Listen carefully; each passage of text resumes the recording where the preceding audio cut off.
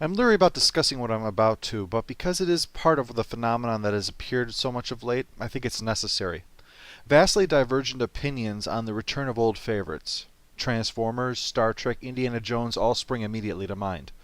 Transformers was either a reinvention of the franchise for the modern era, or a bastardization showing everything that is wrong with Hollywood and Michael Bay.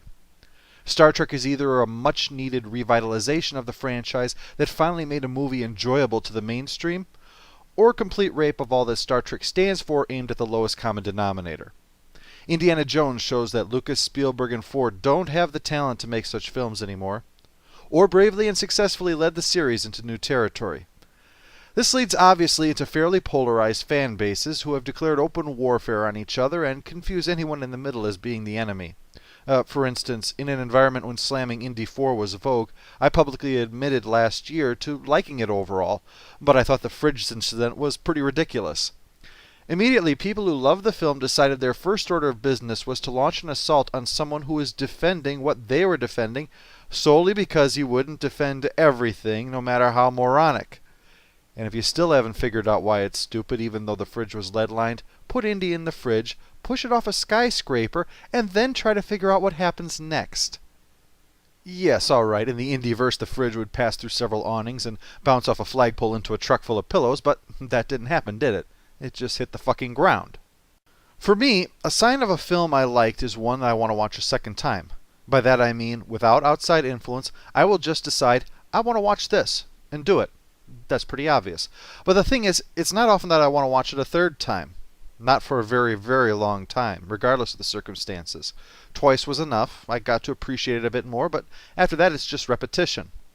Sometimes, though, the flaws become far more glaring, until eventually they outweigh everything you liked about it. For instance, everybody in the world hates Armageddon, even though enough of them all went to go see it to make, well, more than $500 million from ticket sales alone, and the movie won a Saturn Award, taking its place alongside other works it's recognized, like Star Wars, Alien, Terminator, Star Trek VI, E.T., Babylon 5, Battlestar Galactica, and the Lord of the Rings films. Awesome, lame, stupid, that's how such films go. They make a killing, but somehow nobody in the world likes them. Which brings us in our roundabout way closer to the subject of this review, but not quite, because there's another important element to add, and that's the double-edged sword that is nostalgia, and in part the reason for these polarized fan bases that I mentioned earlier.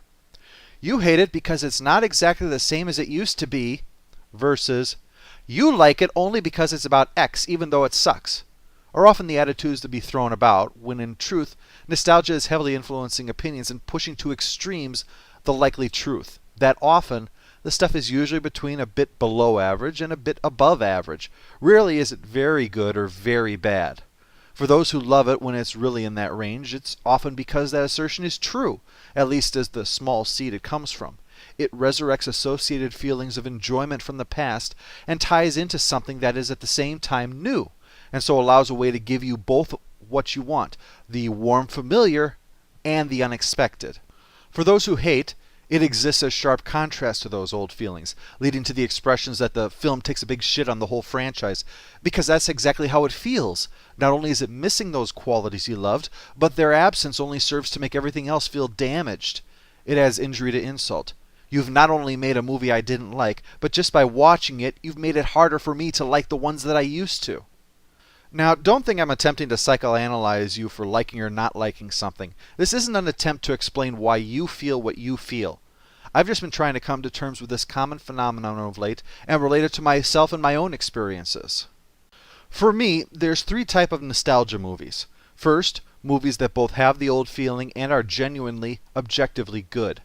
Nothing more needs to be said about that. The second are what I think of as second viewing nostalgia. I want to watch it again, but I need an excuse because part of me knows it wasn't actually very good.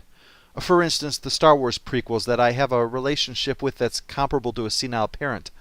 I want to love you, but you just keep shitting your pants. Such films are in part buoyed up because of the familiarity it engenders that helps keep the positives of old to help glide through the new parts that contain their flaws. That's why when I spoke with Confused Matthew about it, that they are undeniably flawed films. But I'd be lying if I hadn't enjoyed while watching them.